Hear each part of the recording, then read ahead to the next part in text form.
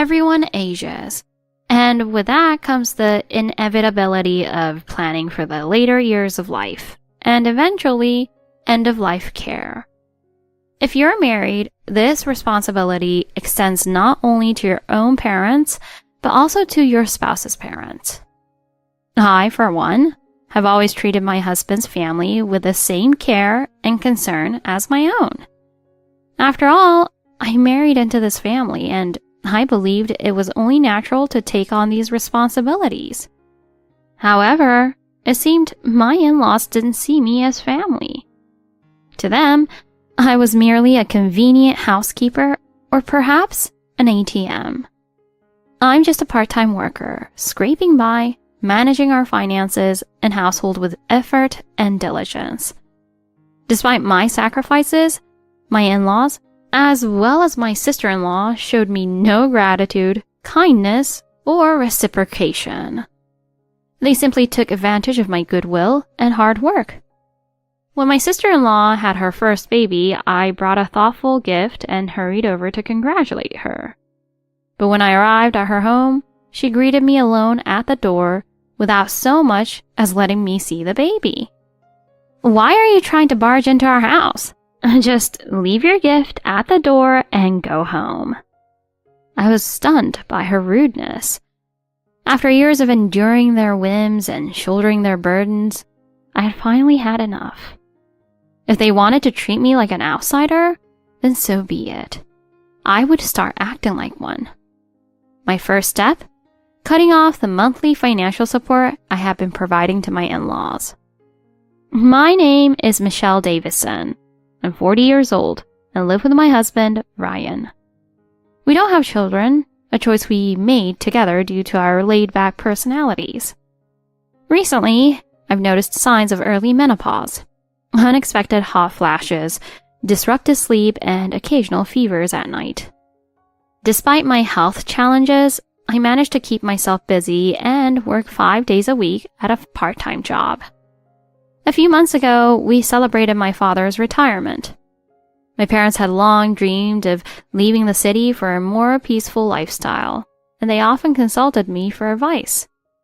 They finally settled on a moderately convenient suburb, about an hour and a half away by train, where they purchased a comfortable condo. After helping them move and settle in, I felt relieved knowing they were beginning a quiet, enjoyable chapter in their lives. Their new home is close to medical facilities, and they've already arranged for future accommodations at a senior living facility nearby. As long as they remain healthy, I have little reason to worry.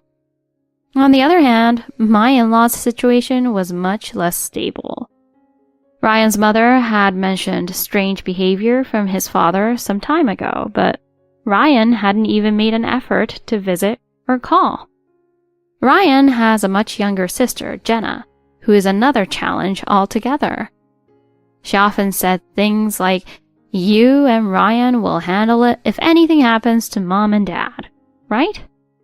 Jenna showed no intention of stepping up for her parents. She hates detailed tasks and complicated procedures, often looking to delegate to others whenever possible. Ryan shares many of her tendencies. If I didn't take the initiative, discussions about his parents' care would never progress. While I quietly endured their apathy, I refrained from speaking up, knowing that any input from me would result in them dumping even more responsibility on my shoulders. Though not biologically connected to my in-laws, I found myself worrying far more about their well-being than their own children did. Based on Ryan's mother's accounts, it seemed like his father was showing symptoms of dementia.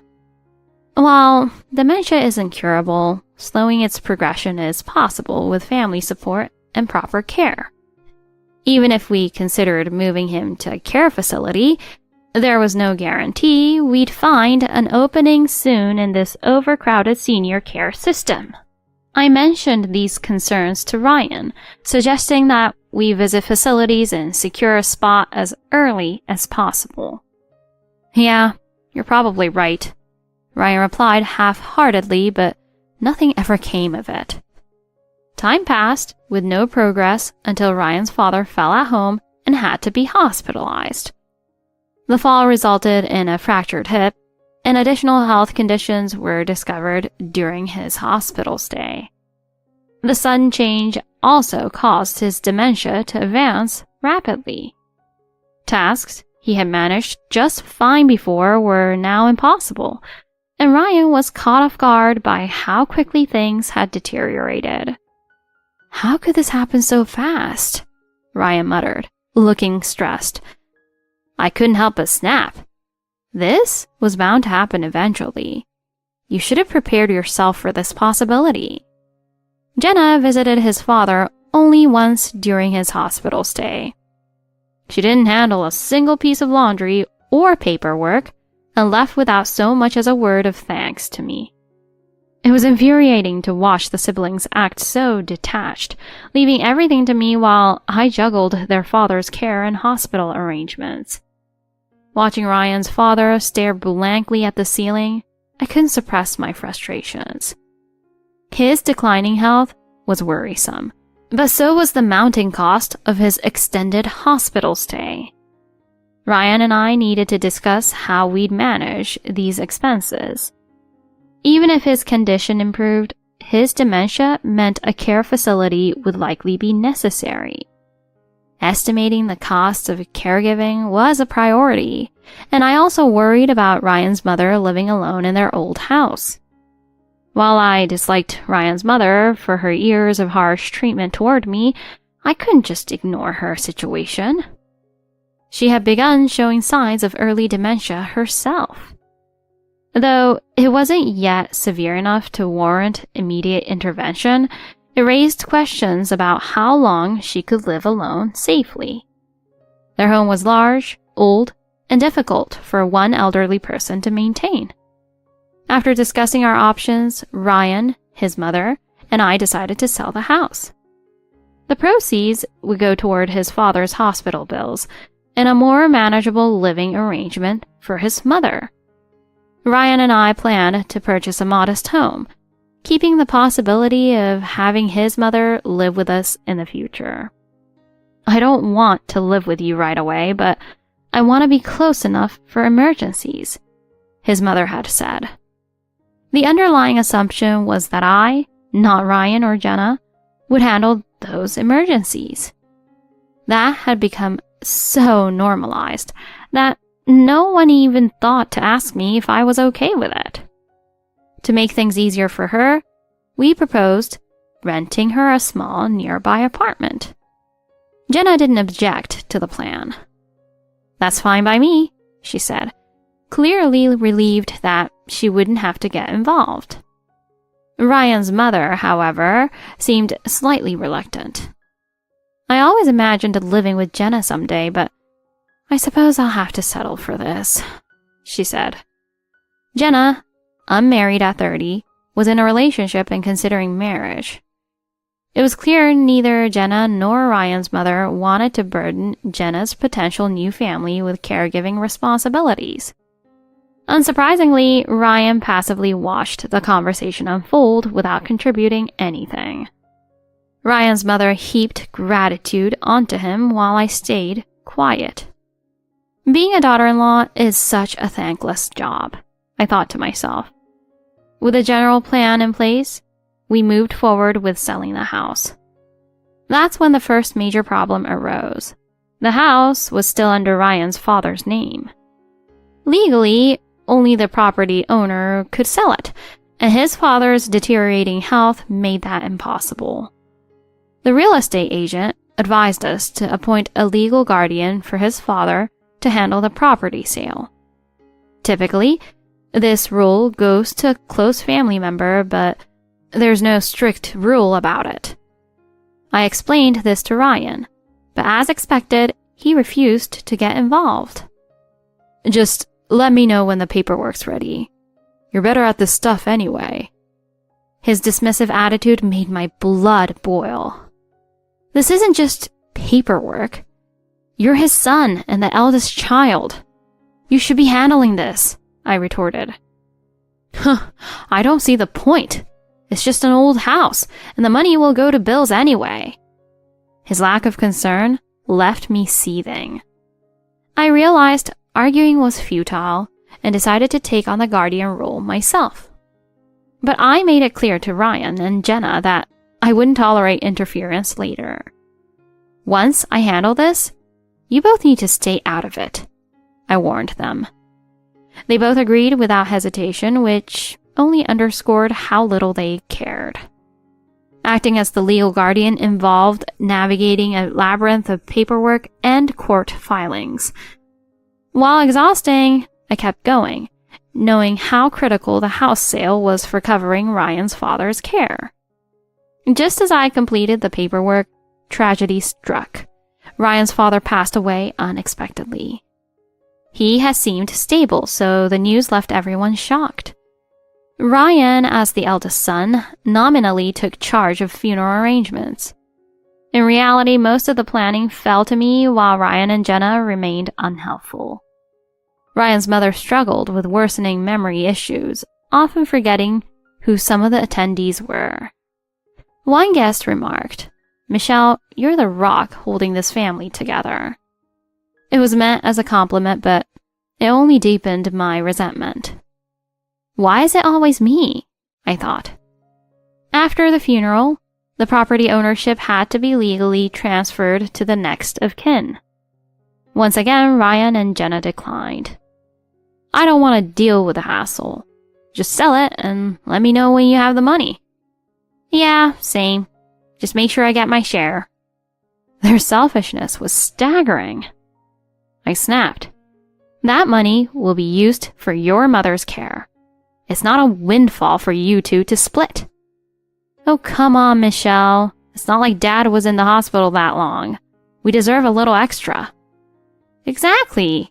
We're his kids, after all. I clenched my fists, barely containing my frustration. The irony wasn't lost on me. I had done all the work while they casually discussed their share of the money. Determined to prevent them from squandering the proceeds, I focused on securing a buyer for the house. The real estate agent I worked with was skilled and proposed splitting the property into 2 lots for higher market value. The strategy worked, and we sold the property for more than the original estimate. The funds allowed us to purchase a modest home for Ryan and me and a nearby apartment for his mother. Ryan's mother was thrilled with her new apartment, though she predictably directed her gratitude solely at Ryan. Despite the slight, I bit my tongue and focused on the positives. Life seemed to settle into routine after the move. I juggled my part-time job with caring for Ryan's mother, preparing her meals, managing her medications, and ensuring her comfort. Every decision I made prioritized her well-being, even as the work took a toll on me. But the more I gave, the more entitled Jenna and Ryan's mother became. Jenna occasionally demanded money, citing her pregnancy as an excuse to avoid work. Ryan's mother, meanwhile, complained endlessly about minor inconveniences. I poured my energy into maintaining her quality of life, from buying special clothes to installing safety features in her apartment. Yet neither she nor her children showed me any appreciation.